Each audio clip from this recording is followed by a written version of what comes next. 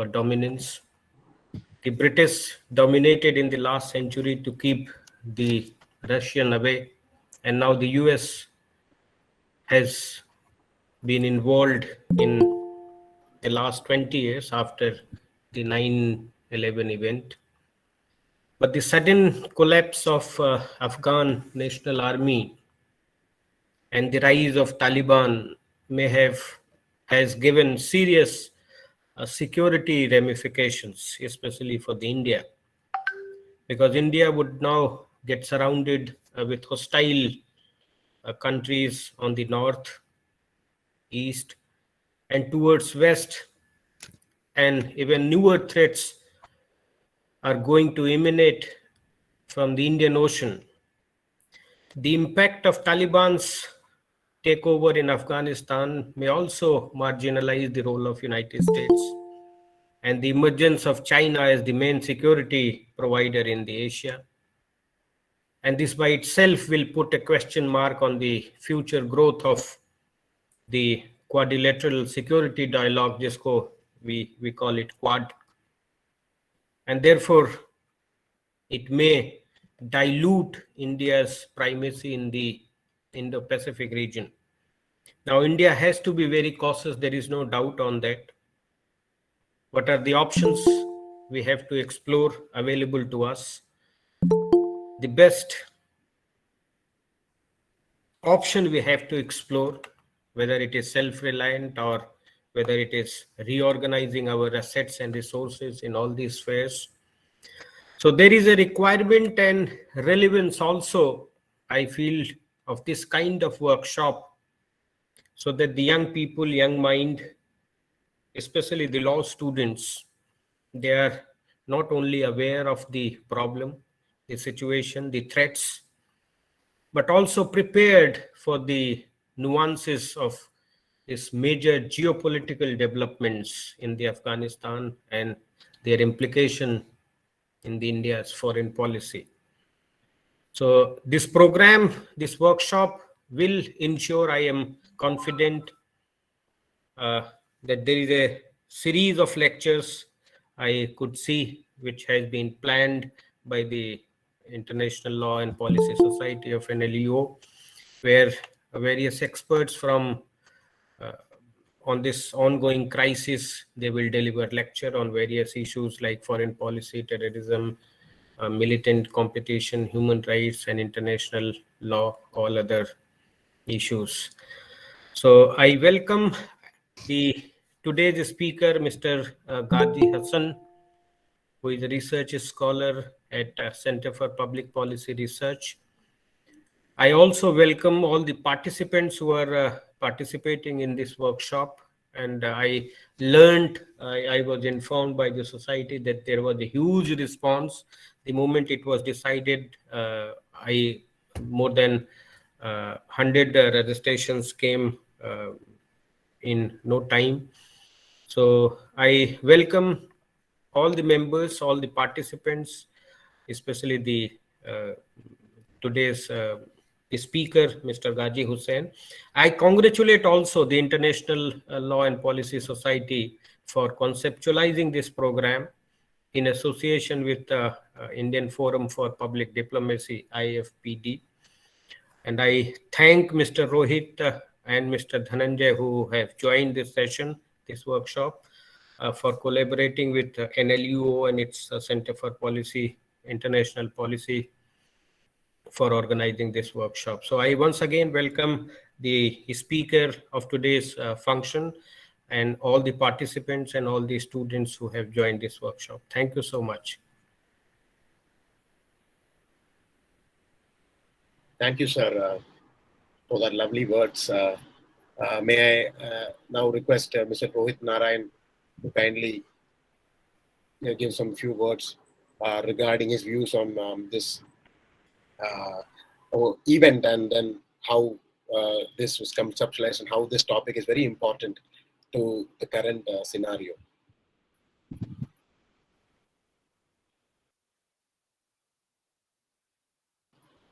Rohit, you're not audible.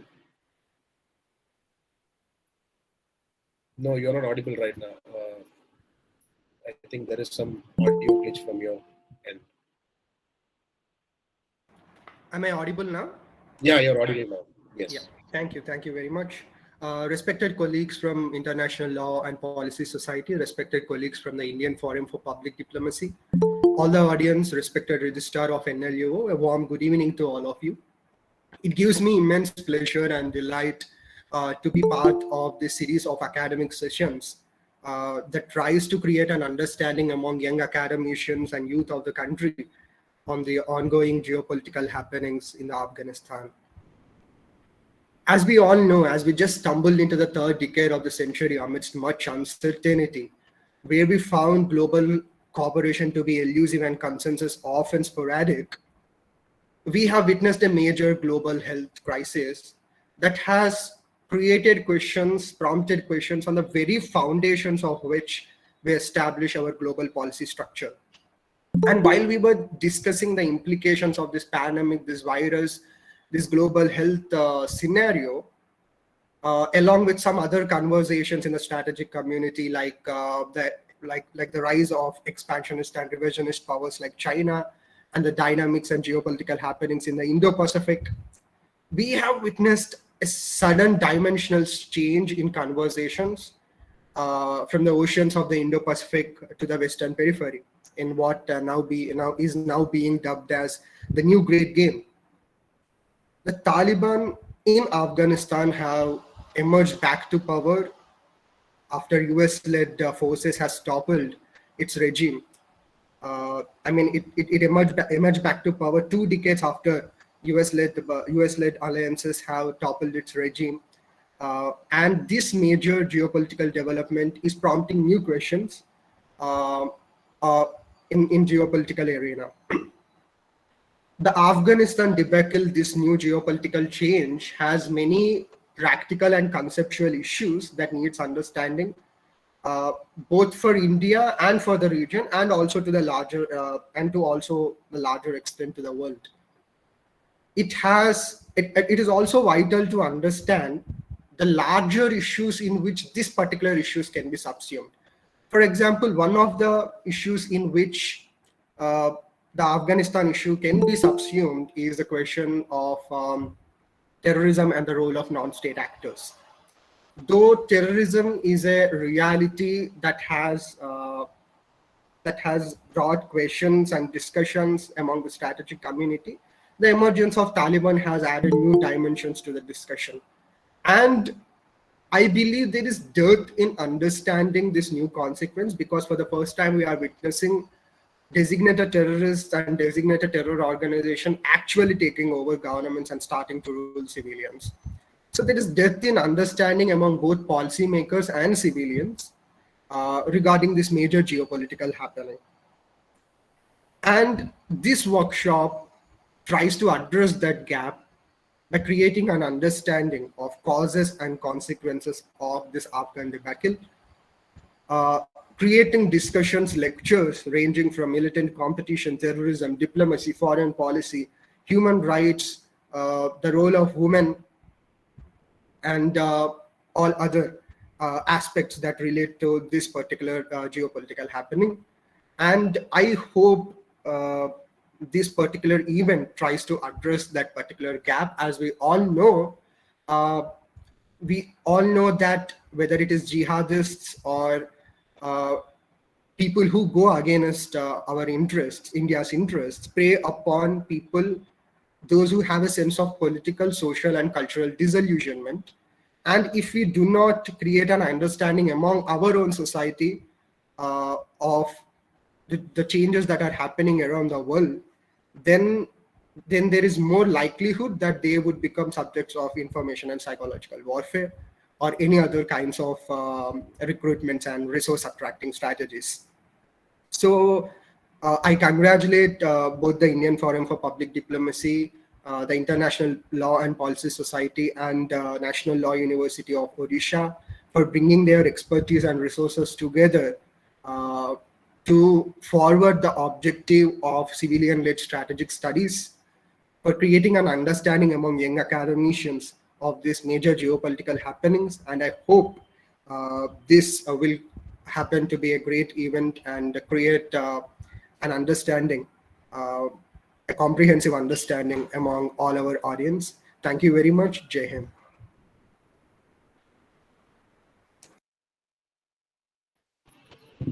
Thank you for your wonderful words, Rohit, and I also thank Registrar Sir as well as faculty in charge, Dr. Suvasri Panda, as well as my friend Mr. Rohan Zaveri from ILPS. So I think without further ado, I think we can start the session. Gazi Hassan, Mr. Gazi Hassan, are you here? Hello. Hello, am I Yeah. audible? Yeah, Hi. you're audible. A very good evening to all of you. Yeah, hi, good evening. Nice to meet you.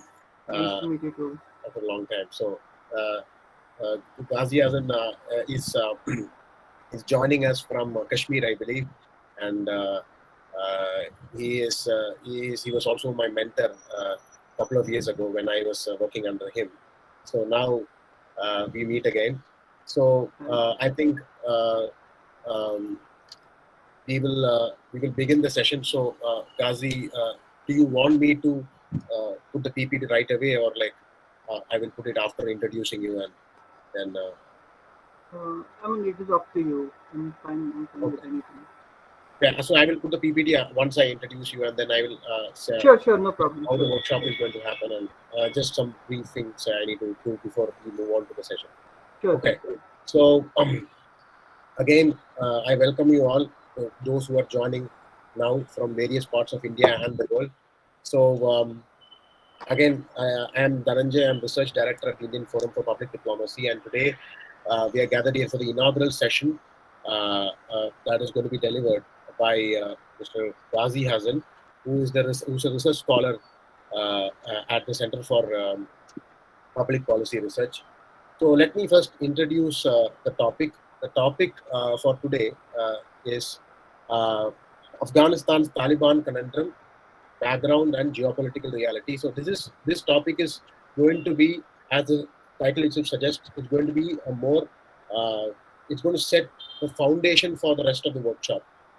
So Mr. Gazi here will be looking at history in brief, then other political developments that happened in the past since World War II, and then towards the Saur Revolution, and then Cold War, and then current day, since American invasion, and then current day scenario. And he will also be looking at the current geopolitical realities in the sense that we'll be looking at the power players, namely America, Pakistan, China, and we'll also be briefly talking about India's role in this whole dispute as well. So basically, this session will be an eye-opener for those who have not known the conflict in detail, so that you'll get to know the historical aspects of the conflict, and then when you go further in this workshop, you will easily understand how the conflict emerged, and then how it has come to a position that we see right now. So on that note, let me now introduce Mr. Gazi Hassan to all of you. Mr. Gazi Hassan, again, I said he's a research scholar at the Center for Public Policy Research. He has an MPhil from in International Studies from MMAJ Academy of International Studies in Jamia Millia Islamia University, New Delhi. He was previously associated as Senior Research Associate with CPPR, Center for Strategic Studies.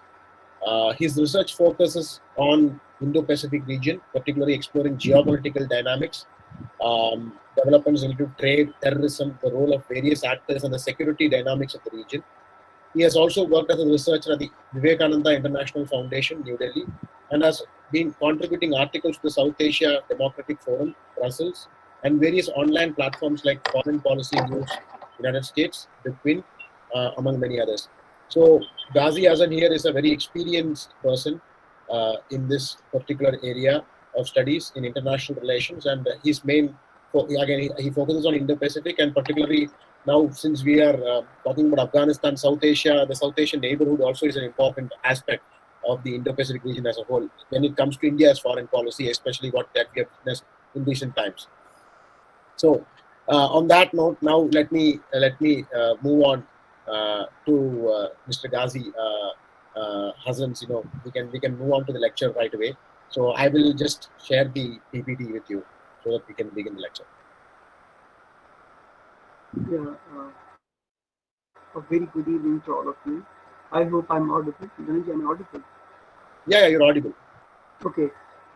Thank you, Dhananjay, for this wonderful introduction. First of all, I would like to thank International Law and Policy Society, National Law University, Odisha, and Indian Forum for Public Diplomacy for giving me opportunity to speak on this very important topic on Afghanistan.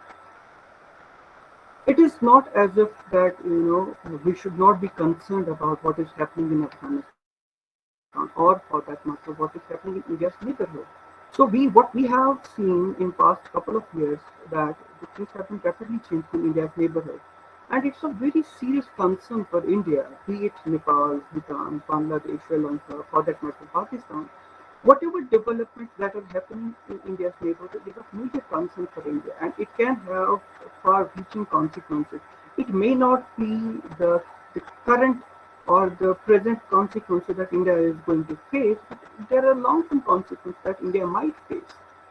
And whenever there is any conflict, there is any regime change, or for that matter, there is war between two countries, even if India is not directly party to it, it has a consequence on India as well. And we sitting in India, we should look at these developments very carefully, and we try to make sense of what is happening in our neighborhood and how we as policymakers can help build sort of understanding where we can help policymakers to make good choices regarding a particular country. In this case, it's Afghanistan. The topic that I chose today for this workshop, and it's a very right time to go with this workshop on Afghanistan, because nothing can be more important than talking about Afghanistan right now, because India has played a major role in Afghanistan in last 20 years and before that too, but in particular in last 20 years that India has made a friend of Afghanistan.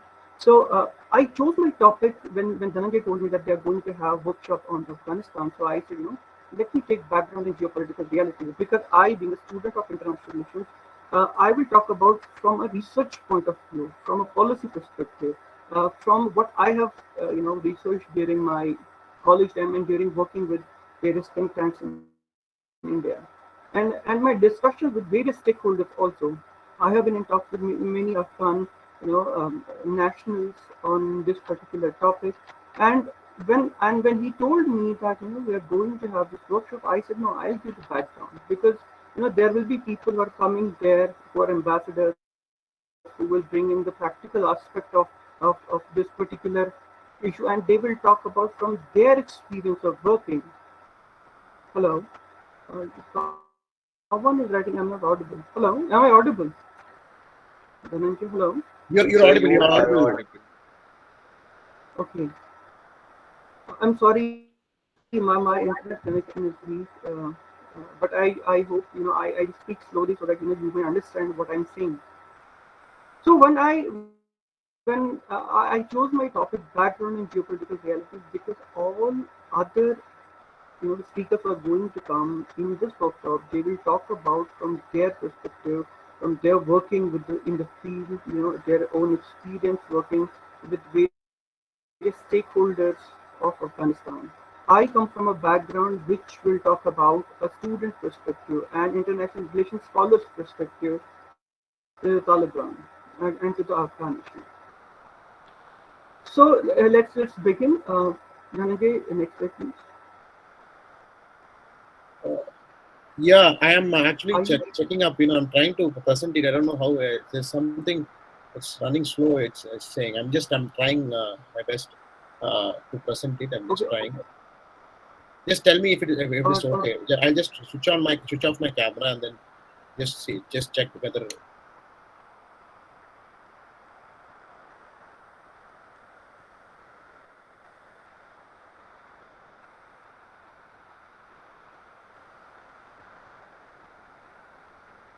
It is presenting then. It is presenting. Can you show me this? Can you see this? I can see, but there is no presentation. There is no PowerPoint presentation. You just say you are sharing Okay. your screen. Yeah, that's what I don't know. There is some problem. When I Dhananjay, want to share a video. can you please mail it to me or WhatsApp me? No, I'll present it. I've already mailed to ILPS. If you have that this thing, Okay, please, sure. I'll please access it from there. 1 minute. yeah, please share it. Okay, anyway, so before we start actual discussion on Afghanistan, there are things that we should know about what is happening and what is happening in Afghanistan, why is it happening in Afghanistan, what is the importance of Afghanistan. There are so many things that we should know. So I will show you those things in my slide, and but before we share the actual slides, so let me give a brief about what exactly we'll be talking about in this presentation. So we'll talk about Afghanistan, its historical timeline, various rulers in Afghanistan, the Cold War. Yes, next slide, please. So is it visible? Yes, it is very much visible. All right. So just Next slide. guide me when I have to move. Sure. Next slide, please.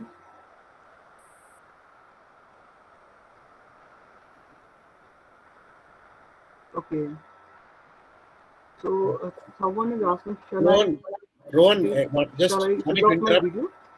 Yeah, no, sorry to interrupt. Rohan, can you download this and present it Sure. because the presentation is that because it's Google. Again, sorry, Gazi, for all Hmm. the Sorry. delay, No, it uh, happens. technical It happens. glitches.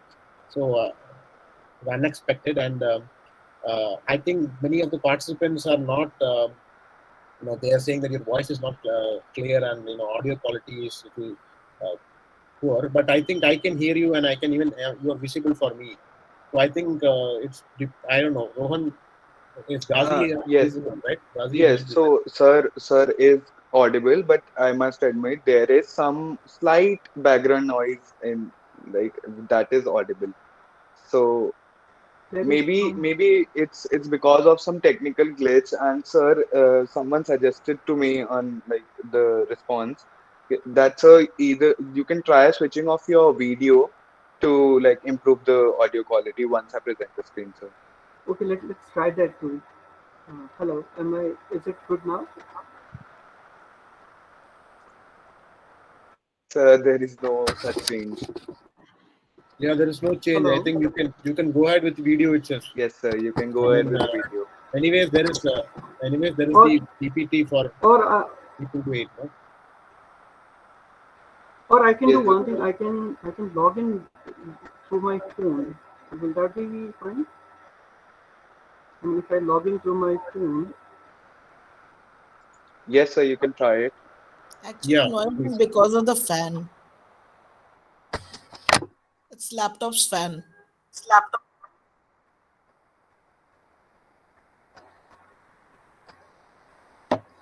I sincerely request the attendees to please not speak up unless we are open to questions and sir explicitly asks us to like say.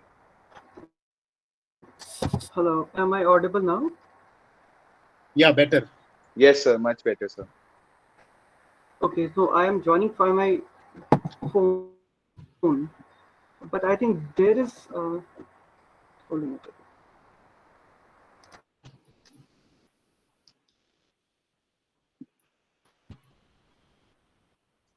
I'll join in 1 second. The Again, PPT is participants, taking sorry too for the much delay. time to download it. Hello. Yeah, Hello. now you're Okay. audible. Okay. Could you please move to the first slide, or slide number 2? Yeah, Rohan.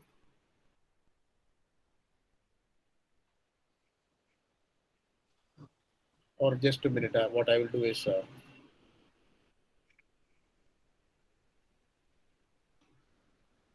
can you see this?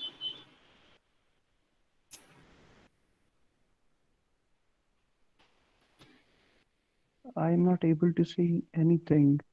I mean, are you sharing the PowerPoint presentation?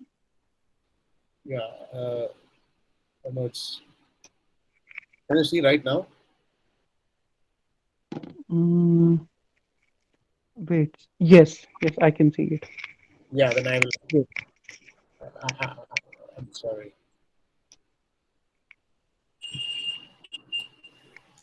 Okay, let's start. Yeah, So, so these are the things that we should know before we talk about this particular topic.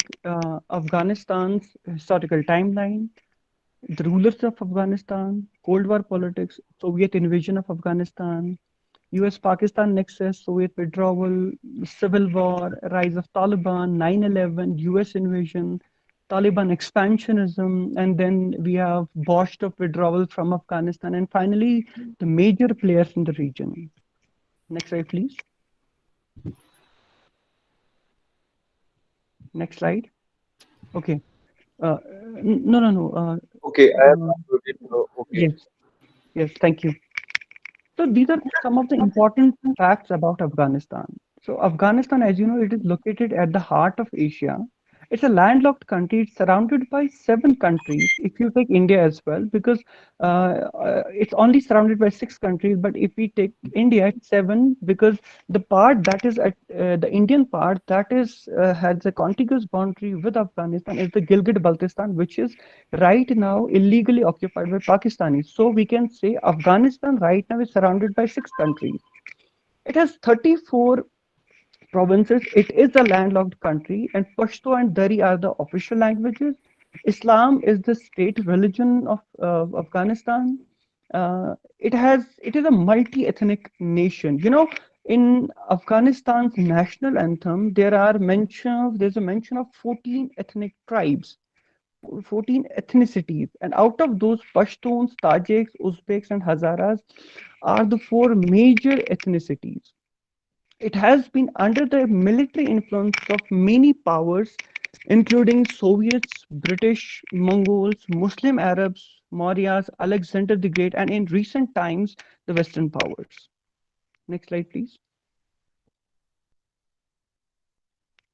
Okay, these are few of the rulers of Afghanistan. I'm not going into the details of each and every ruler, but there's a timeline of the various rulers, those who have ruled Afghanistan right from Ahmad Shah Durrani, who is considered as one of the greatest kings of Afghanistan, till I would say till King Muhammad Zahir Shah in 1973 when he was deposed by his own cousin Muhammad Dawood Khan. We will talk about it, but in later slides. Next slide, please. Okay, historical timeline. So basically, the land that is now Afghanistan has a long history of domination by foreign conquerors and strife among internally warring factions, tribes, ethnicities, among many other warlords. Afghanistan lies at the gateway of Asia and Europe, and this land has been conquered by Darius of Babylon and Alexander the Great of Macedonia. One of the very important things about Afghanistan is that it is located at the confluence of east and west, also confluence of north and south. So it is a very strategic location. That's why we have seen many conquerors, many invaders coming here in this particular region. And we have also seen many great games being played in this land of Afghanistan. In the 11th century, Muhammad Ghazni, sorry, he conquered and created an empire which extended from Iran to India, and he is considered as one of the greatest Afghanistan's conquerors. Yeah. And then Genghis Khan took over Afghanistan in 13th century. We need not to go into the details of it. So next slide, please. Thank you. By 1870s, Afghanistan has been invaded by various Arab conquerors, and thus when Arab conquerors invaded Afghanistan, Islam had taken roots in Afghanistan. And it was during the 19th century, the Britain trying to protect its Indian empire from Russia, they attempted to annex Afghanistan, resulting in a series of Anglo-Afghan wars starting from 1838 till 1921. The British Empire and the Britishers, when after the World War I scare, they were defeated by the Afghans in the Third Afghan Anglo War in 1921, and thus Afghanistan became an independent nation. Amir Amanullah Khan became the ruler of Afghanistan and began a rigorous campaign of socio-economic reforms. He declared Afghanistan as a monarchy rather than an emirate and proclaimed himself as king. He launched a series of modernization plans and attempted to limit the power of the Loya Jirga, which is the national council in Afghanistan. We will talk about national Loya Jirga in the coming slides. Next slide, please. So this was the picture of, the Third Anglo-British War. Next slide. In 1933, what had happened? Zahir Shah, he became the king and brought some sort of semblances of stability to the country, and he ruled for next 40 years. Pro-Soviet general Muhammad Daoud Khan, who was cousin of Zahir Shah, he became prime minister and looked towards Soviets for the economic and military assistance. And it was Soviet Premier Nikita Khrushchev who agreed to help Afghanistan, and these two countries, Afghanistan as well as the Russia, they became close allies. Next slide, please. In 1965, the Afghan Communist Party was secretly formed, and its major leaders were Babrak Karmal and Noor Muhammad Tariqi. I think the previous slide, sorry, not this slide.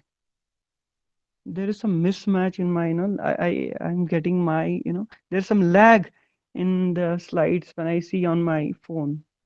Anyway, in 1973, Daoud Khan, he toppled the last king. He toppled his own cousin, Muhammad Zahir Shah, in a military coup, and his party, People's Democratic Party of Afghanistan, it came to power. He abolished monarchy and named himself as president.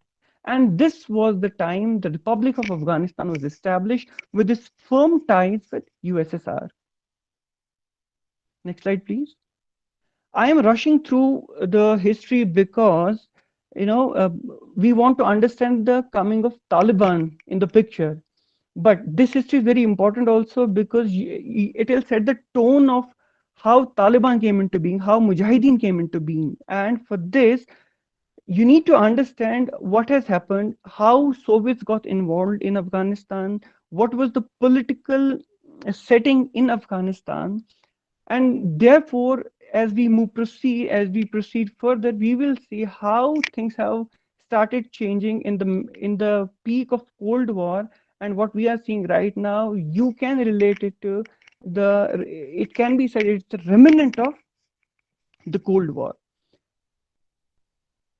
In 1978, Daoud Khan was himself killed in a communist coup, and Noor Muhammad Tariqi, who was one of the founding members of Afghan Communist Party, he took control over the country as a president, and Babrak Karmal was named as deputy prime minister.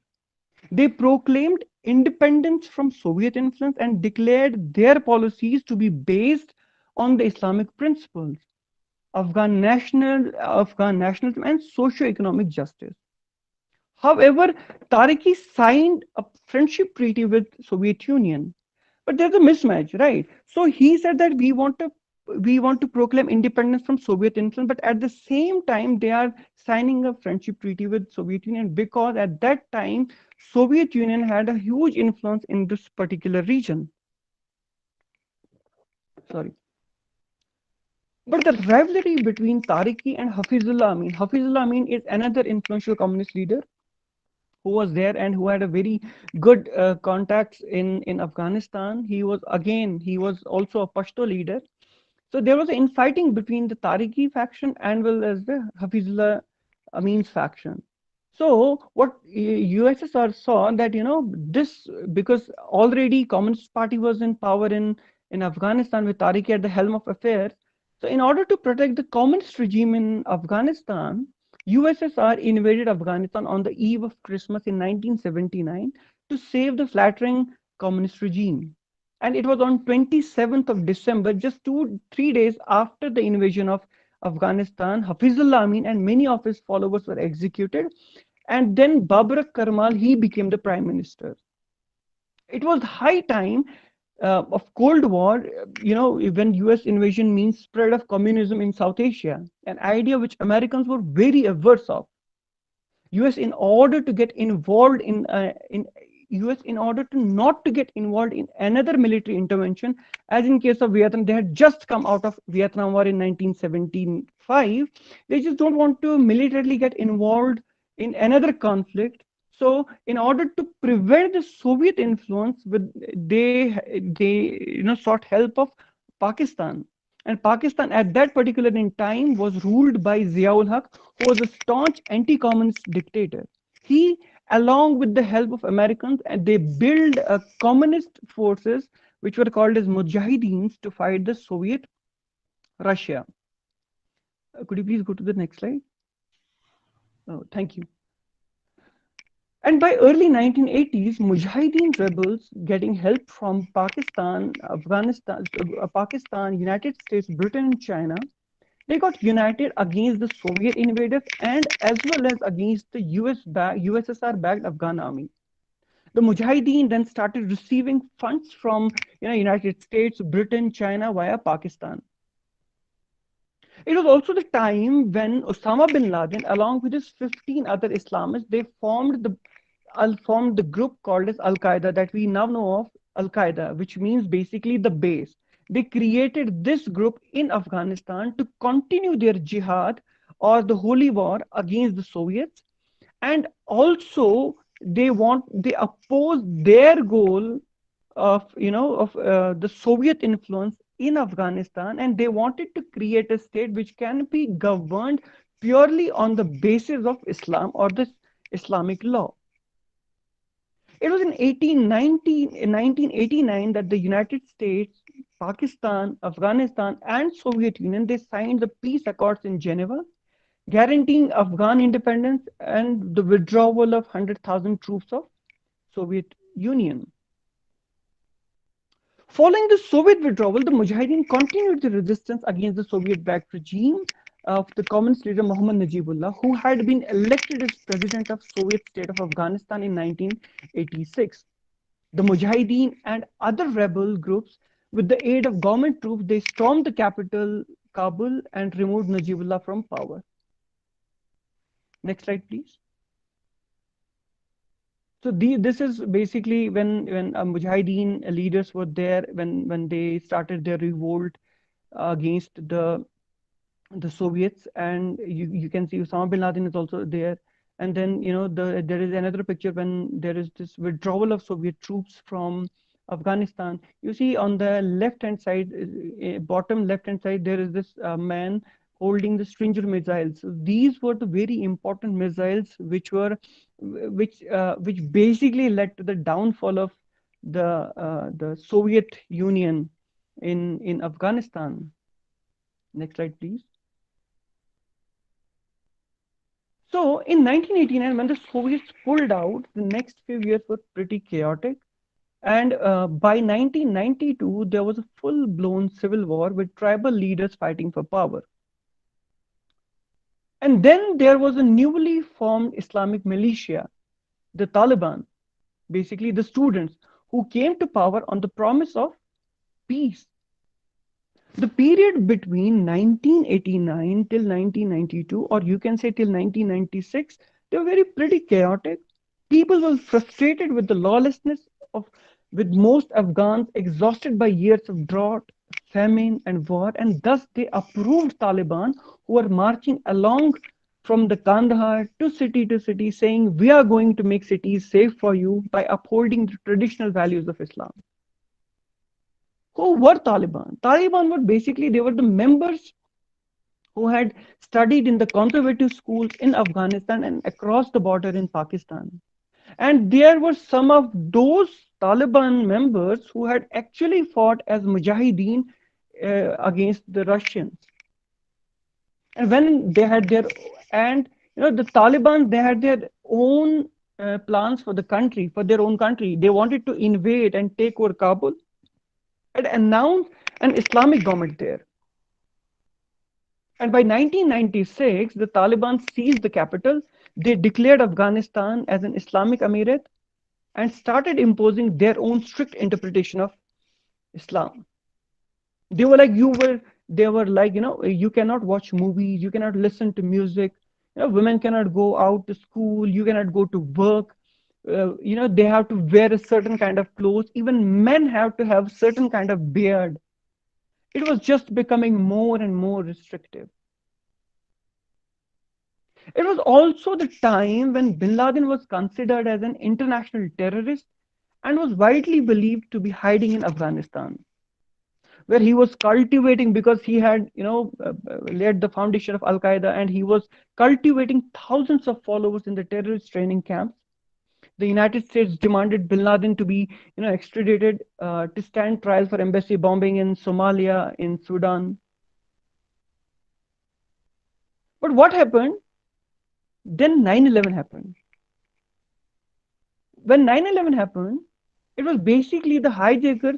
They hijacked 4 commercial planes and they crashed into the World Trade Center in New York, Pentagon, Washington, D.C., Pennsylvania, and killing thousands of people.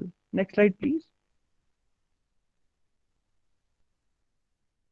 US was after Al-Qaeda leader Osama bin Laden, who they think was behind the attack, and who was also hiding in Afghanistan with the help of Taliban.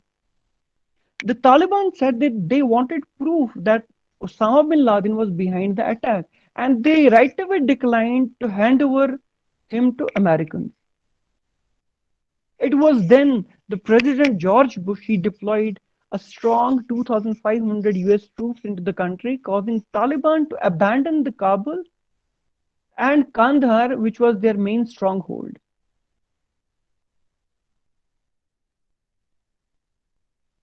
On 7th of October 2001, after repeated demands for turning over bin Laden, the Americans invaded. United States and British forces, they launched military airstrikes against the targets in Afghanistan. American warplanes started bombing Taliban targets and bases belonging to Al-Qaeda network. And within a couple of months, the Taliban was forced out of power and Afghanistan got a new interim government. Next slide, please. So this is basically, when Taliban, US invasion of Afghanistan has happened. Next slide, please. Okay. While all that was going on, in Afghanistan, with so many 51 international security forces were there, NATO members were there. So while all that was going on, Taliban had regrouped. They wanted foreigners out and they wanted back in. As simple as that. It was their country and they wanted to come back to power. For that, if it means to fight a long war with the Americans, because they have done that. And Afghanistan is known as the graveyard of empires. They were emboldened by the fact that, we are a warrior society, warrior community. So what they did, they wanted foreigners out and they wanted to be back in. And in this period of 20 years, 40,000 Afghan civilians were killed. At least 64,000 Afghan military and police personnel, as well as 3,500 international soldiers died. United States alone spent almost $1 trillion on projects. It was not only the Americans who spent trillions of dollars. It was other countries as well. The European countries, the Asian countries who invested in Afghanistan. India has invested a lot in Afghanistan in infrastructural projects. Even after so much of assistance, military assistance, financial assistance, Afghanistan is still deeply unstable, and Taliban is still a force to reckon with. Today, Taliban has as many as 85,000 full-time fighters who are training across the country. Taliban is a very well-organized organization. Its leader is Haibatullah Akhundzada, who heads the council that oversees dozens of communities and is in charge of things like finance, health, and education. And below the higher council, there are other local officials who are in charge of everyday services. They even run their own courts, which are pretty popular among Afghans. See, in last 20 years, justice has been a huge gap in Afghanistan. And where the state courts have failed, the Sharia courts were able to come into the communities as they offered the justice. Next slide, please. So the Taliban began their resurgence in these last 20 years by the middle of the decade, of the US invasion of Afghanistan. They launched hundreds of suicide attacks, thousands of bombings, and killing hundreds and thousands of US soldiers, Afghan national security forces, and civilians. It was, these small victories, these small Taliban victories against the Americans and the foreign forces basically made sure that US soldiers remain in the country much longer than intended. Over the years, the international community has tried to get Taliban and the government of the Afghanistan talking, or at least even start the talking process, the negotiating process. They wanted Taliban to come to the negotiating table just to discuss a political solution. There was a time in 2011 when Osama bin Laden was itself eliminated. Many international forces, many coalition members, they started asking questions. We have succeeded in our mission. We have eliminated the top leadership of Al Qaeda. So what are we doing in Afghanistan? But it is not as if that Biden and Trump ordered American troops to leave all of a sudden. So US has been trying for a while now to exit Afghanistan and try to find a political solution to the conflict. And then people start asking questions: how come Taliban where does it get money from?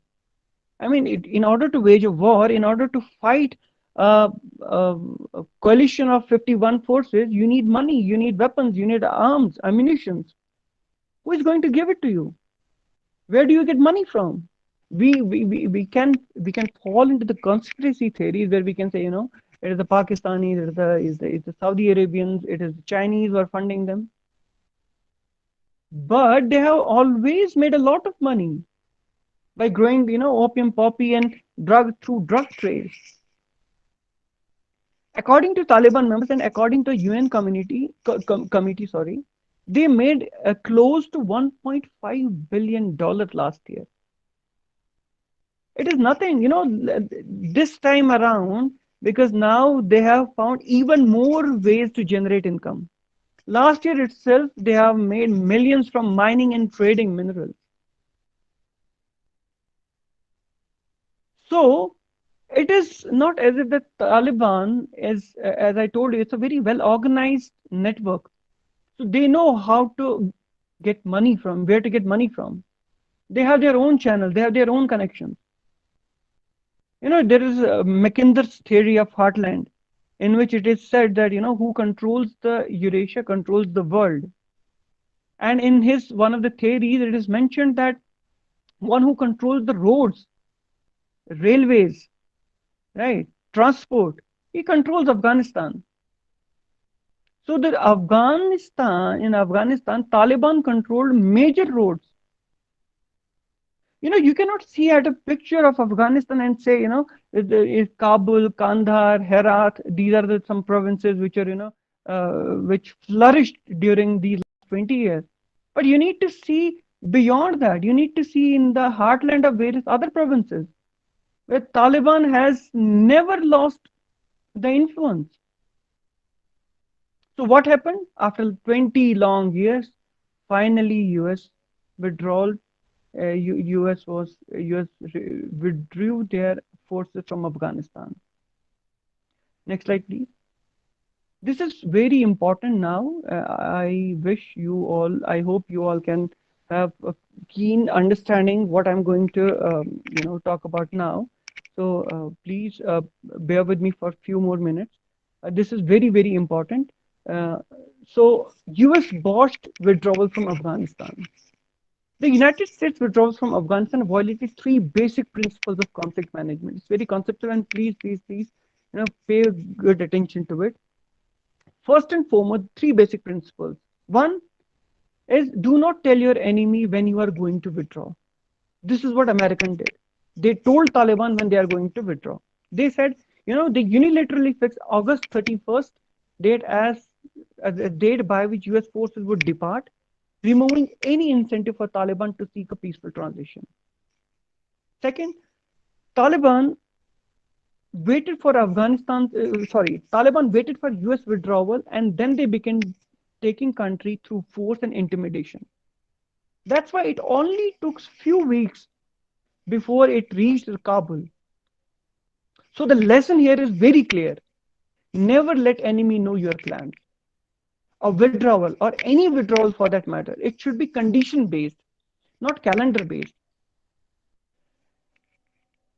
When I say do not tell your enemies when you are going to withdraw, then you can ask me questions. So what was the fun and of all the 20 odd Doha rounds, negotiations between the major powers as well as the Taliban, official, both unofficial, they were invited by various major powers, deals were stuck. But again, after going through such a painstaking um, process of negotiation, the withdrawal was all botched up. Next slide, please. Sorry. Second most important principle that was violated in Afghanistan was basically Americans abandoned their friends. So the second most important principle of conflict management is do not abandon your friends.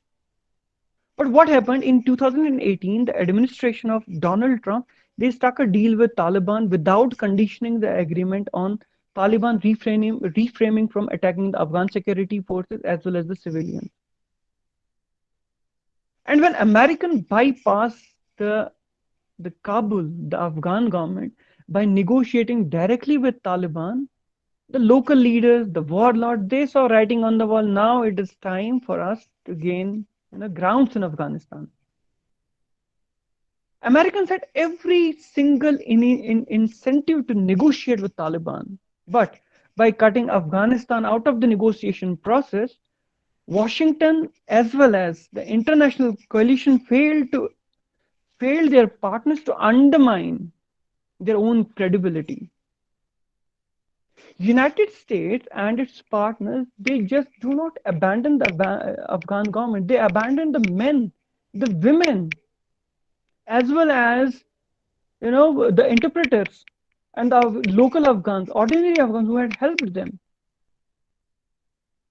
So despite their decision to leave Afghanistan by the end of August, most of the countries, most of the coalition partners do not even had a plan to prepare a proper evacuation of their own citizens, of the people of Afghanistan who had helped them in last 20 years.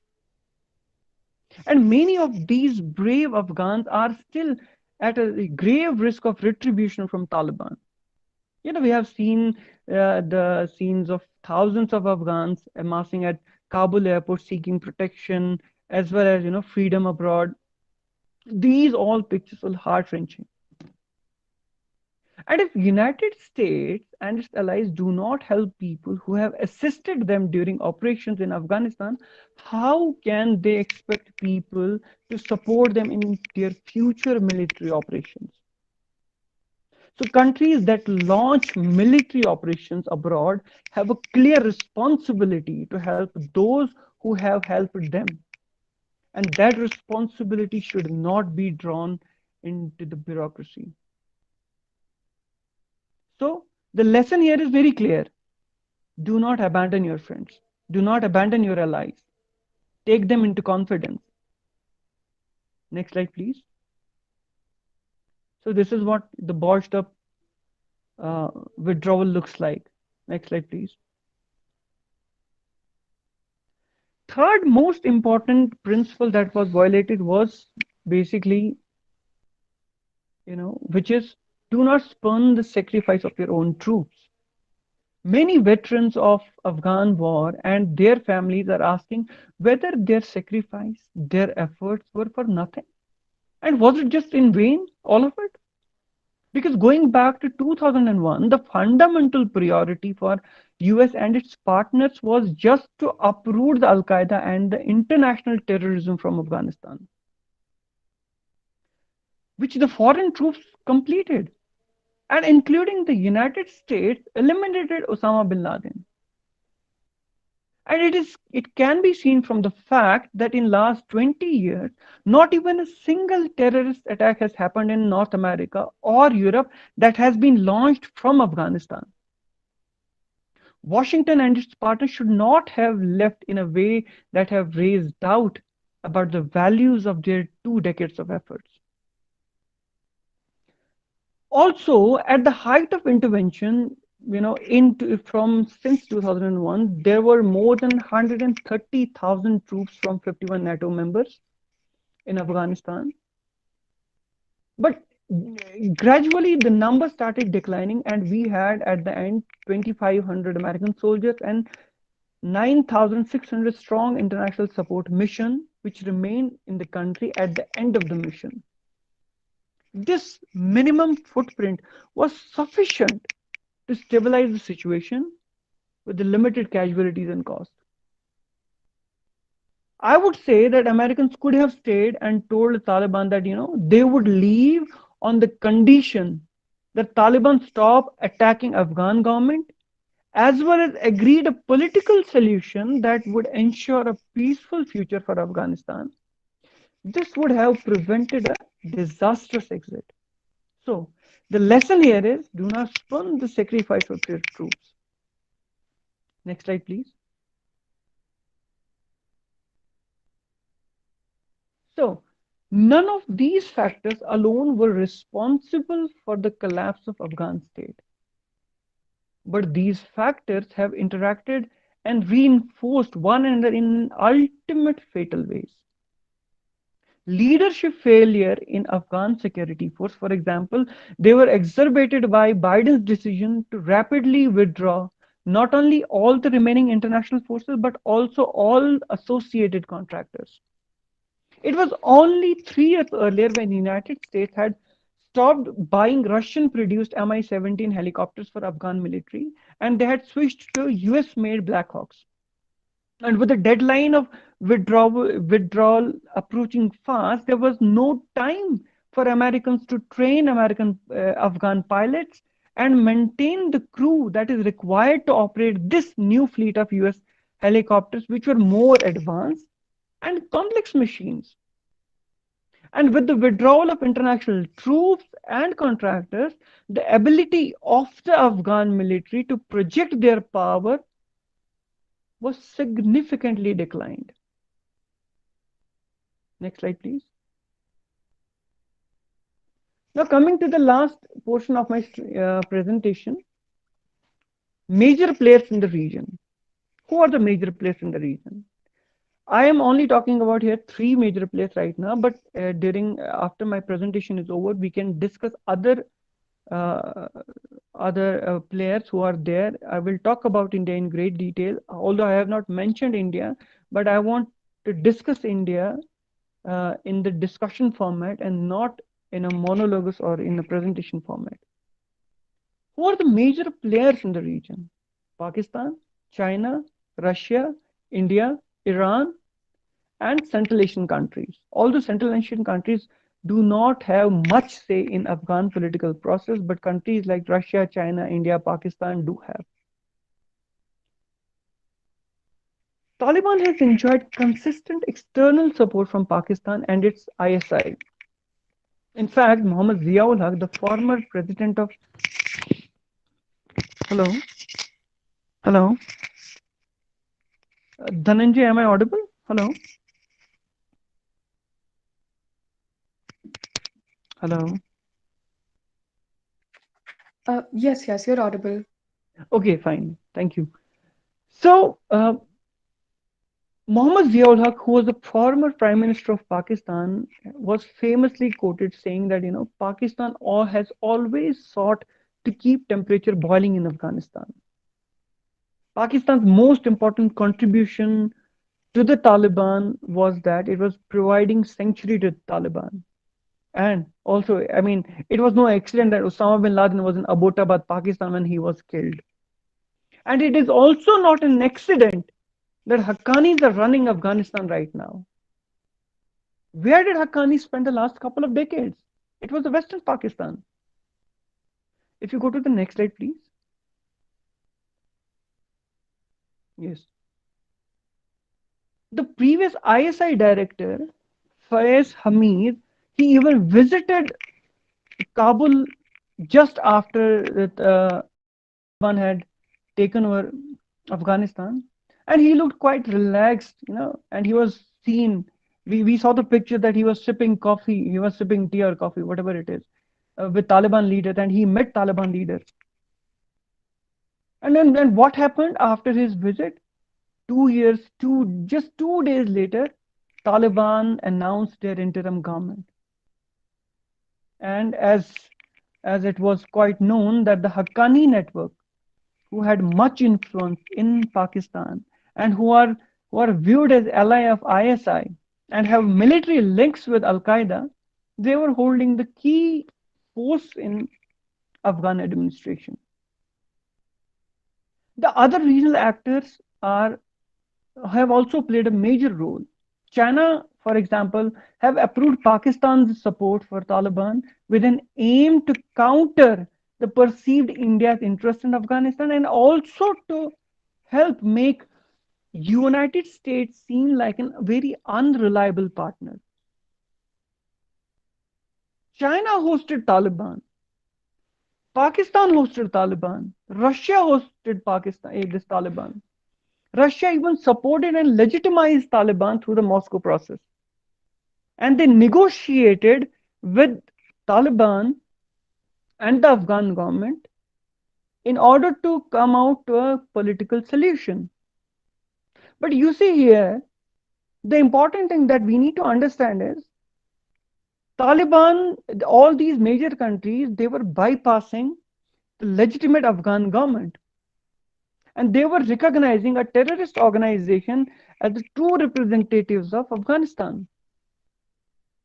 So what had happened when you give legitimacy to the bad actors or the non-state actors, the conflict, the civil war is bound to happen. And it will have major consequences for the region. Maybe not right now. We cannot right away say that this is what is going to happen. But with America leaving, China is coming, Pakistan role will be there, and it will have a huge impact on India. Because China and Pakistan both are considered as strategic rivals to India. And with pro-Indian Afghan government, being removed or being toppled by Taliban, there will be a huge impact on India. In fact, Zabiullah Mujahid, who is the official spokesperson of Taliban, when he was asked, and also when Suhail Shaheen, the political, I think, spokesperson during the Doha round, when he was asked question, they were both asked question, what do you think of India? Where does India stand in Afghanistan? What is India's role in Afghanistan? You know what they said? They said, it is up to India to decide. We won't want India to leave Afghanistan because India has developed Afghanistan. It has provided assistance. It has provided infrastructure to Afghanistan. It has helped in developing infrastructure in Afghanistan. We don't want India to leave. We want India to come and be with us and start dealing with us.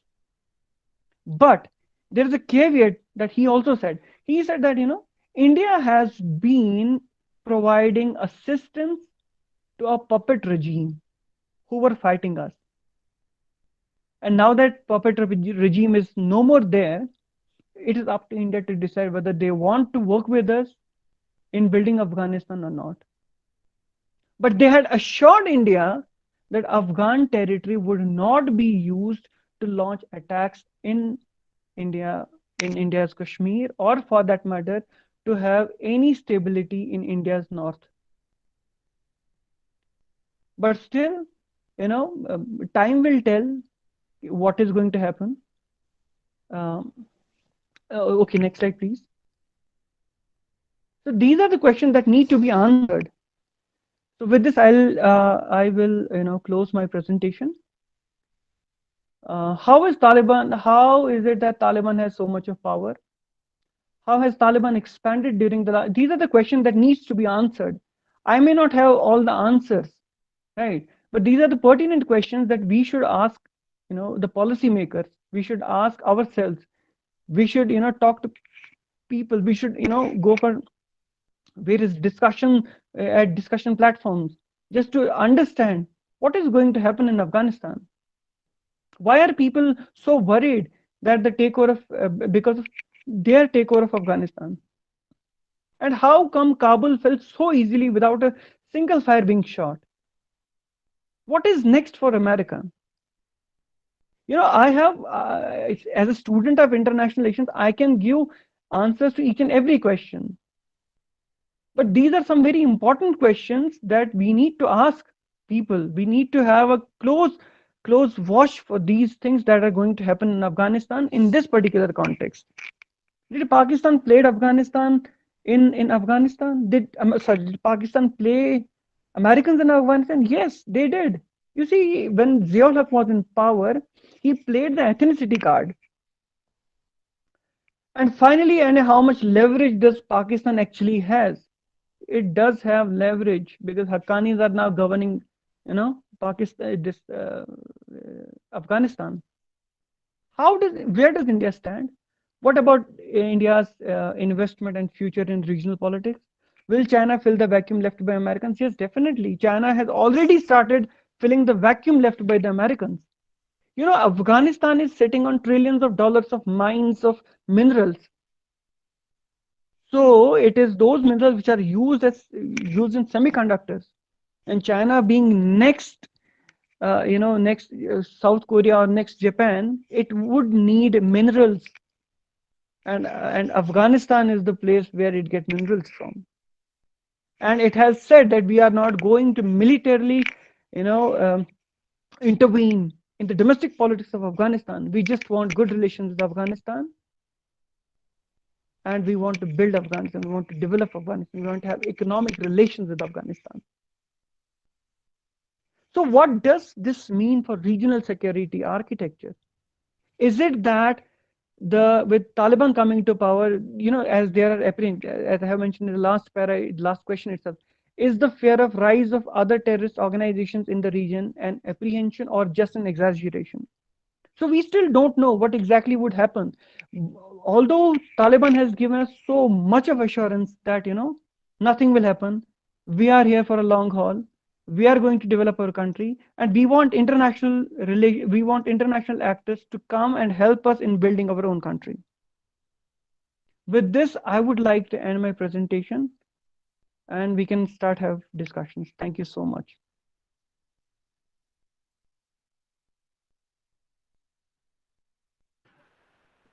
Thank you, Gazi. If you can switch on your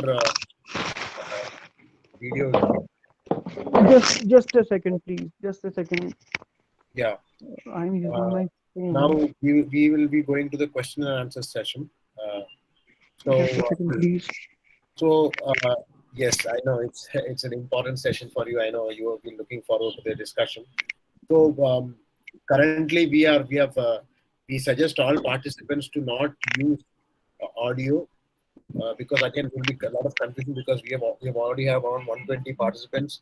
So first we will go with the questions that we have right now, and then if there is time and given other strains, I think Gazi has left the meeting. Gazi, are you here?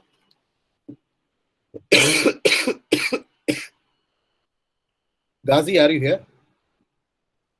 Yeah, I can see you right now. You're not audible, but. Am I audible now? Yeah, you're audible now. Yeah. Just hold on a second, please. So we'll go to the questions. So first question is by Preet Joshi. What inspired Al-Qaeda's such animosity towards Americans? That is the question. Should I repeat it? Preet Joshi asks, what inspired Al Qaeda's animosity towards Americans?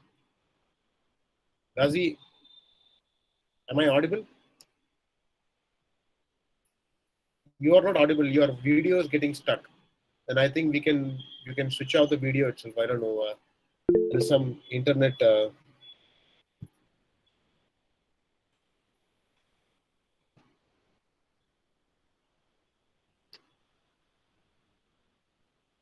Gazi,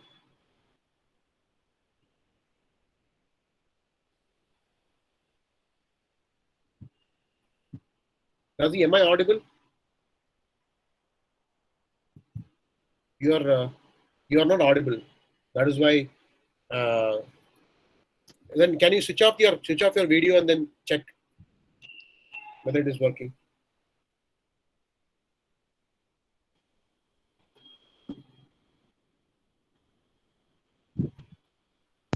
Hello? Yeah, now you're audible, Gazi. I think Yes, there is yes. some problem. I think, as you said earlier, the location and everything will also. I think there is a problem regarding that. Okay, so now I think you're audible. So for the first question is, what inspired? It's from Preet Joshi. She's asking, what inspired Al Qaeda's animosity towards Americans? And her second question is, what happened in the long haul of 20 years of American invasion in Afghanistan? That is the second question. Okay, first and foremost, what happened in Afghanistan? You see, Afghanistan is a very traditional and patriarchal society. It is a society which upholds the Islam, whether it's in its truest or in its very strictest form. Right. They want to have a pure Islamic state which is governed on the fundamentals of Islam and the strict interpretation of Islamic law.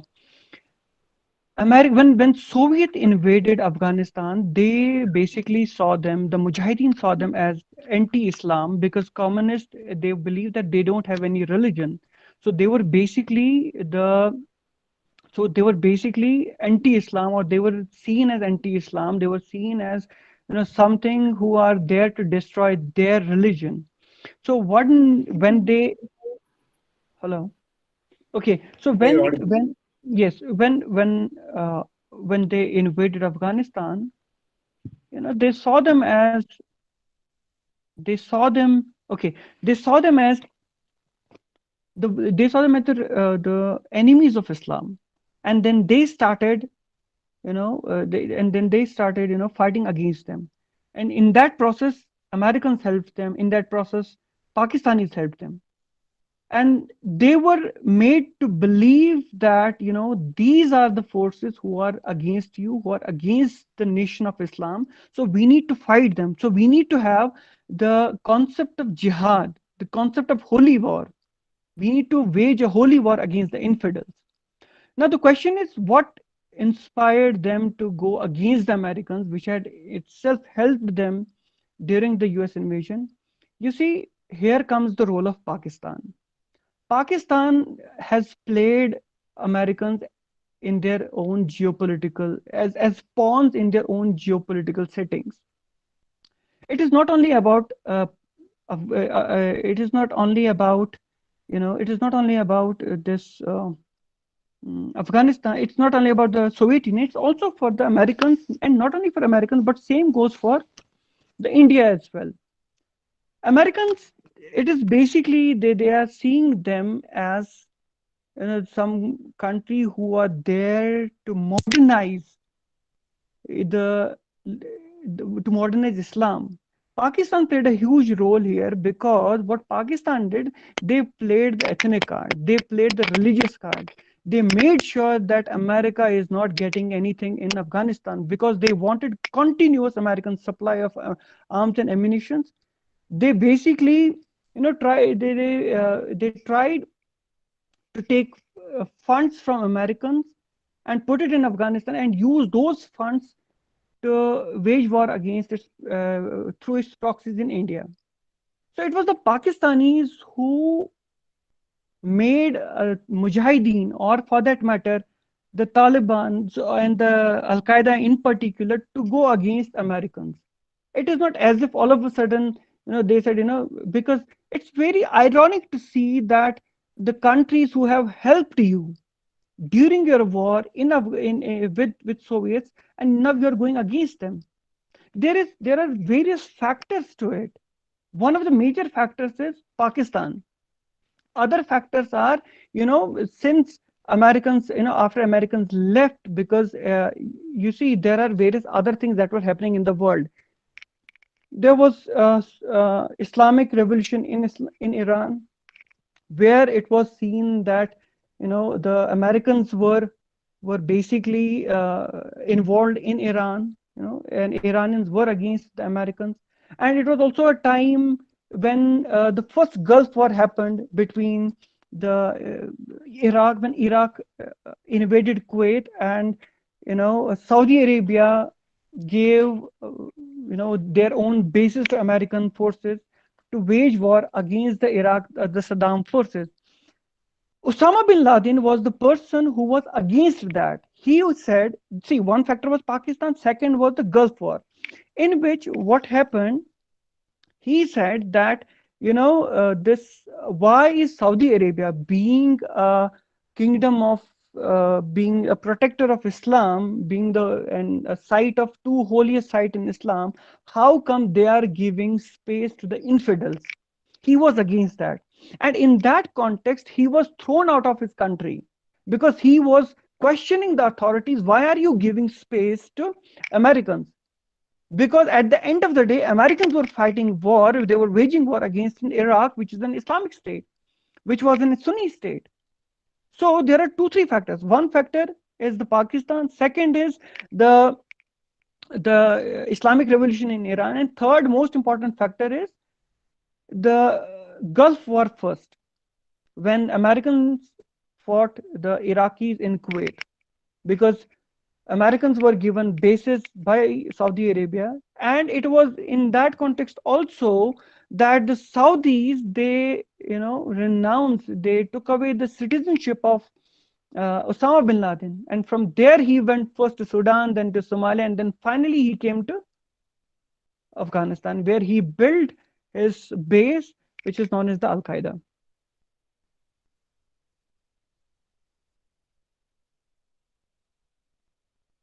You're not audible. Switch on your microphone. Yeah. Am I audible right now? Yes. Yeah. So the next question is from Keshav Sharma. He says, talking about implications for the Indian subcontinent in context of this geopolitical change, where does it leave India's foreign policy dynamics? Okay, so right now India has what India is doing right now is wait and watch. It's still going with the policy of wait and watch. We still don't know what is happening. But let me give you context here. When you say what will happen in the foreign policy context of India with respect to Afghanistan, you see India has been a partner of Northern Alliance way back in 1996 when they were fighting against the Taliban. So at that time also they were against Taliban. And in the 20 years of American invasion in Afghanistan, we have seen India giving assistance to the Afghan government. And not only the Afghan government, but it's also assisting militarily in terms of giving trainings to the Afghan National Security Forces. So you see, it's a very, very delicate situation for India right now, whether to go with talks with Taliban, because India has this policy of not talking to terrorists. If India is going to talk to Taliban, then what is the problem of India in talking with Pakistan? With Pakistan, we have only one issue. Terror and talk cannot go hand in hand, right? They cannot go side by side. So in the same way, if you have policy that is your one policy that is with Pakistan, that terror and talks cannot go hand in hand, in the same way you cannot justify talking to Taliban. But if you ask me as a student of international relations, I would say India should have talked to Taliban, because see, all major powers, Americans, Russians, Chinese, Iranians, and various other European nations, UN institutions itself, they have come and talked to Taliban. They have invited Taliban. They have hosted them. So I think India was a little bit late, but I still don't know how will India proceed from here on, because we have so much of things already happening in our country. And I would suggest, I mean, this is my personal belief that, India should do something right away, because, China is making its grounds in Afghanistan. So you don't want one more country going against you, right? So I would say right now India's approach is wait and watch. And but what it should do is basically to engage with Taliban and start engaging with Taliban, not in official capacity, at least in unofficial capacity. You should open the back channel door, or back channel diplomacy you should have with Taliban. Because if you are following Taliban, or if you're following Afghanistan, you can see that, every now and then, every day, we see, the countries, the various stakeholders of different countries, they're coming to Afghanistan and they're talking to them. So it is up to India to decide. See, I have a few books with me on Afghanistan right now. One is My Enemy's Enemy is My Friend. So but right now you just cannot bank on the foreign powers to give you some space there. You have to create your own space, right? And Taliban has given you assurances that, we will not you make sure we'll make sure that Afghanistan's territory is not used against India. And they have categorically mentioned in their first this press conference that we invite international actors to come and engage with us. And Zabiullah Mujahideen, Suhail Shaheen, they have given assurance to India, come and invest in Pakistan, invest in Afghanistan. We will work together, come and help us, because right now we want international actors, we want international players to come and help us, guide us, right? And they are also saying that this is Taliban 2.0, it is not Taliban 2.1. But still, we still don't know what is going to happen. Time will tell. The current sorry, the time will tell what are the consequences that are going to have Taliban's takeover in Afghanistan for India. Okay, so now I will take two more questions. I know a lot of questions are coming, pitching. Many people are pitching in, but I suggest them to wait, because this is just the first session. You're asking questions regarding the subsequent session as well. So we will take the best one that suits to the current session and the current problem. What Mr. Gazi Hassan had spoken in this lecture. So we'll take this. We'll take two more questions. A question from Anhad Jakmola. He says, Pakistan under economic, political and religious stress, does their instability help Afghanistan's progress in any way? Could you please repeat the question? Does Pakistan's instability? No, Pakistan's economic, political and religious stress and instability help Afghanistan's progress in any way? No, if you are seeing this from an Indian perspective, if Pakistan is unstable politically, socially, economically, religiously, definitely we can say there will be progress in Afghanistan. But you need to understand one very important thing. When I mentioned during my presentation the Haqqanis as well as the Taliban, Pakistan is very, very anti-Taliban of Afghanistan, because Talibans are basically the Pashtuns. It's a Pashtun community who forms mainly Taliban. But Pashtuns are itself divided across the Durand line. There are Pakistani Pashtuns and there are Afghan Pashtuns. Pakistanis are very averse of the fact of the Pashtunistan, which is the constant demand of the Pashtuns of this particular region, which is in the north, Khyber Pakhtunkhwa region. They wanted, there is a irredentism, we say it, ethnocentricity, right? Ethnocentrism. They want to carve out Pashtunistan from Afghanistan as well as from Pakistan. So what Pakistan has been doing, it has been killing Pashtuns or the Talibans in its sides and supporting the Afghan Taliban. But also in Afghan Taliban, there are people who do not like Pakistan's interference. So what has happened, Pakistan has given sanctuaries to the Haqqani network. Haqqanis are another tribe. And Taliban is the Taliban Pashtun, they're another tribe. But the Haqqanis have been a major force because they have contacts with this Pakistani deep state as well as with Al Qaeda and other major terrorist organizations across the world. So, in order to have control on Afghanistan, they want their people, right? So, if you say Pakistan politically, socially, economically unstable will help Afghanistan definitely, but from Indian context, right?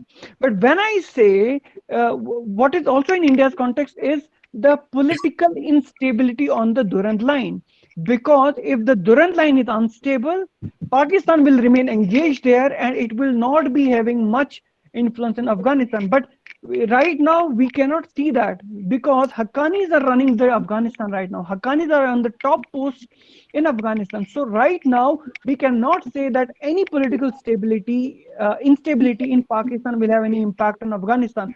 Because you see, one very important thing that is there in international politics is that if your neighbor is unstable, no, you will never be at peace, right?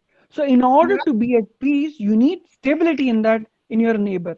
And in the same context, if India want to have a peaceful,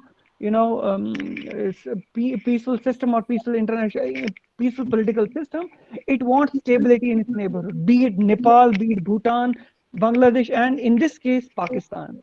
And if there is instability in Pakistan, it will be shown, it will automatically spiral into Afghanistan and in Iran as well as in India's north. So we need, from Indian context, if you say the political instability, definitely it will help.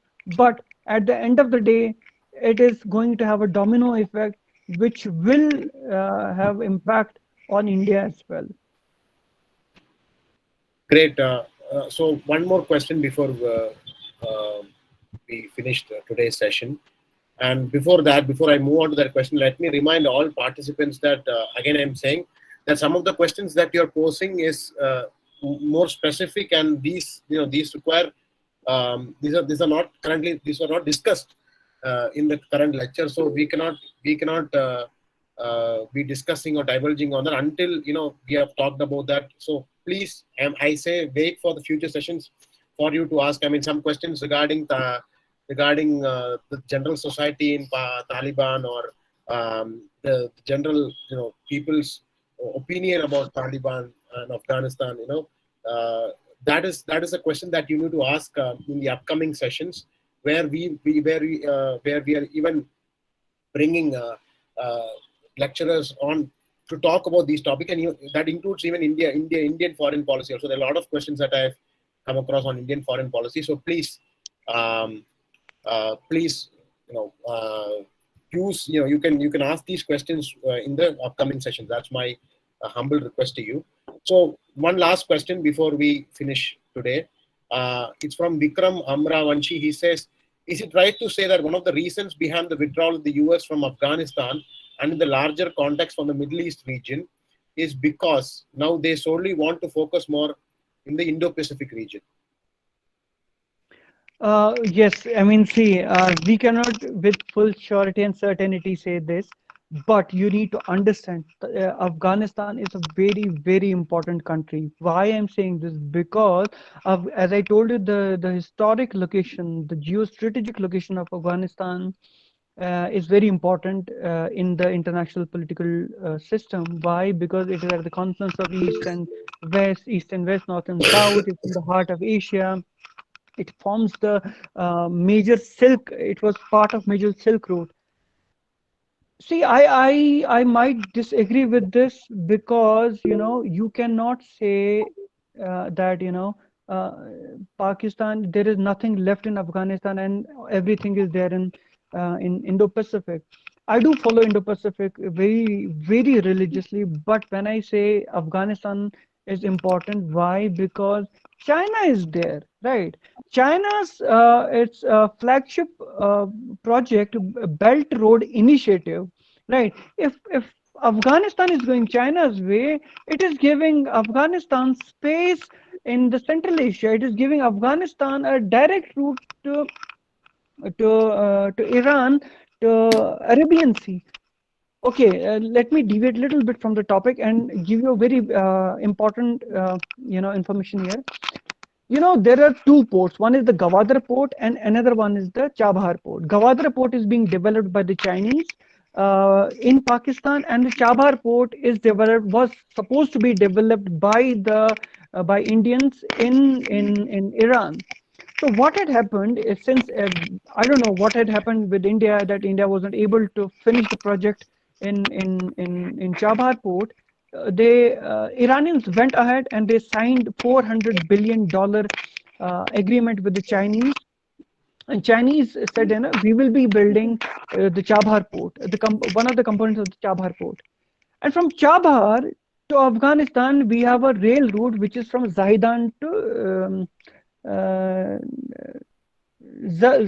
Zahedan. There is this railway connect. It is there, right? Yeah, Zaranj to Dilram. Zaranj is in Iran and Dilram is in Afghanistan. So there is this connect which will connect two countries via the railway route.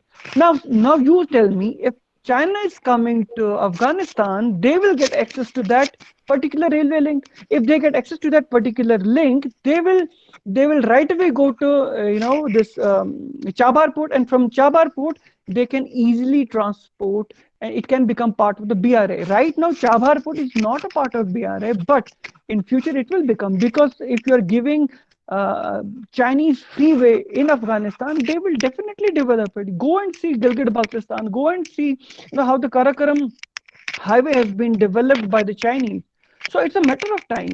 And by Americans, see, there was question, while when Americans withdrew, we had been having so many discussions here. Why is it that American left at this point in time? Don't you see that China is making grounds everywhere? So this is the one important question that we are still grappling with. I am in my opinion, I would say I am grappling with. Why is it that they left Afghanistan? Was it that that their mission was over? No, not at all. You cannot give space to a terrorist organization or the militant organization to govern a particular country, and that erratic behavior from Americans will cost them. Nobody, I mean, their credibility will be questioned. And one more important thing is, definitely there is this Indo-Pacific is very important. Why? Because China is also there. China is there. That is why they are moving. I don't want to say it here, but they are moving from Quad to AUKUS.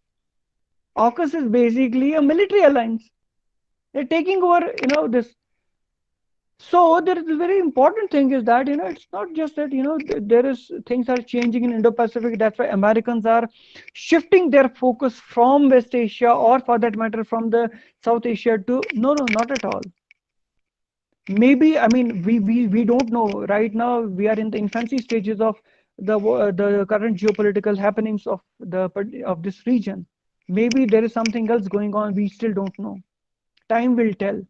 And time will tell, was the decision taken by the Americans was in favor of the Afghan, was in favor of the region, was in their own favor, or was there something else going on? Where does Iran fits in? Where does Russia fits in? So you are giving up Afghanistan, which means you are giving freeway to Russia, freeway to Iran, freeway to China to come and play their politics in Afghanistan, and that too by knowing that there are trillions of dollars of minerals that are there in Afghanistan, and you are leaving at this point in time. So there is something else that is going on. I don't know. As far as I am concerned, I don't know why they are doing it and why they have done it. But saying that they have lost interest in Afghanistan or they have lost in Middle East, no, not at all. Iran is still a force to reckon with. Iran is still a force that they see as an adversary in this region. Although Pakistan has a nuclear weapon, but they still consider Iran, who is trying to who is saying that I'm using nuclear energy for peaceful purposes, but nobody is believing it. So we still don't know why they have. I mean, I don't know why they have done it. But as far as the region is concerned, not at all. It is very important. be it Iran, be it Russia, sorry, be it Afghanistan or any other Central Asian country. They're very strategically located. They're at the confluence of East and West. They're at the confluence of North and South. So, I mean, time will tell what has happened.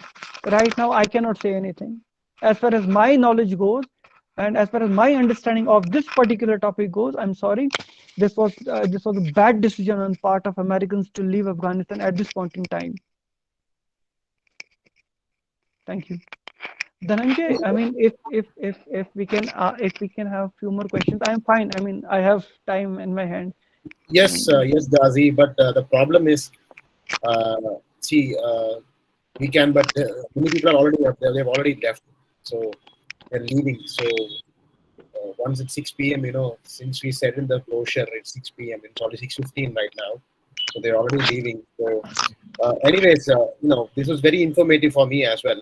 So let me say my when at the end of the session, let me say my insights on this. So the presentation was excellent. I mean, regarding this conflict management, 3 points you were saying about friends, making enemies, and how you divulge information regarding strategic strategic moves, as well as how you don't compromise your troop sacrifices. I think these 3 points basically underline the whole agenda as a whole. I mean, the whole agenda in the sense, the whole agenda of the Afghan conflict, and how US has completely left, or as you put it, botched the attempt. So I think that is where we all need to understand that the Afghan conflict is very interesting in lot of areas. As you said, there are basically underlying power struggle that is going on.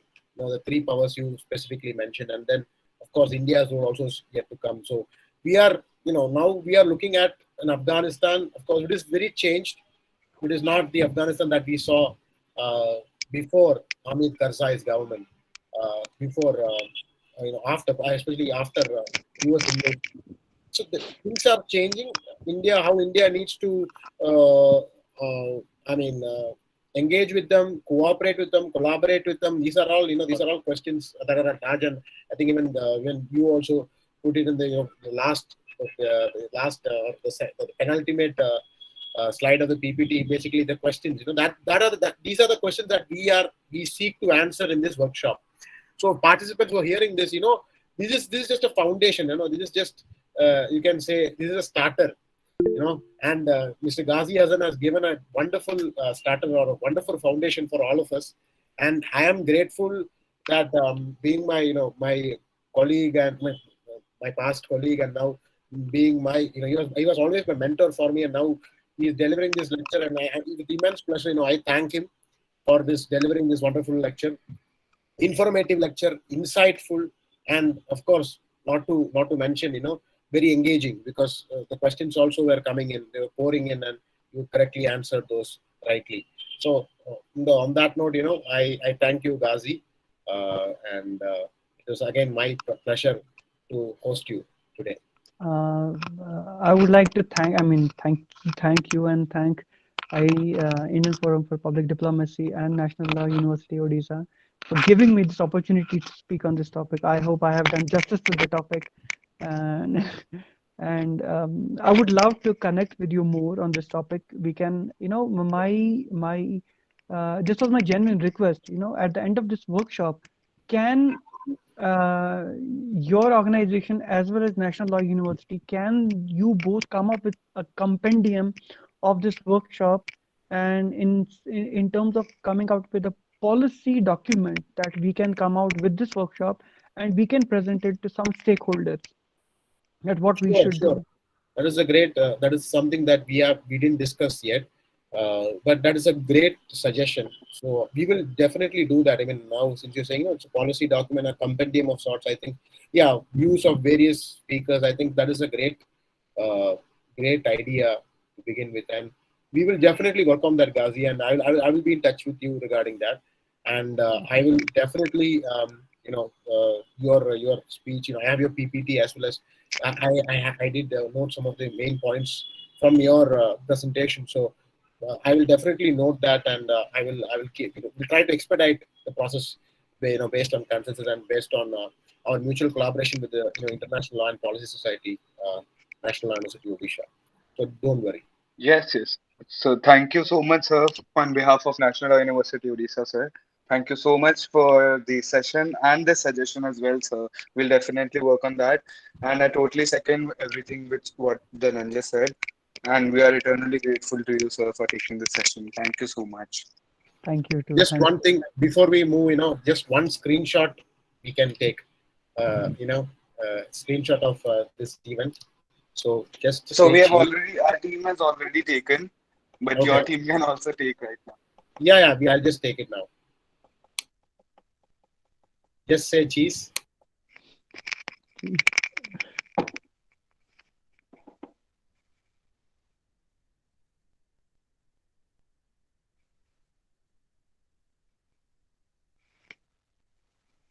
Yeah, done. So thank you everyone for attending today's lecture. Please fill the feedback form, and as well as we really would like your feedback regarding today's session, and we will please attend tomorrow's lecture. And until then, goodbye, good night, take care, have a great day. Bye. Bye. Take care. Bye. Bye. Thank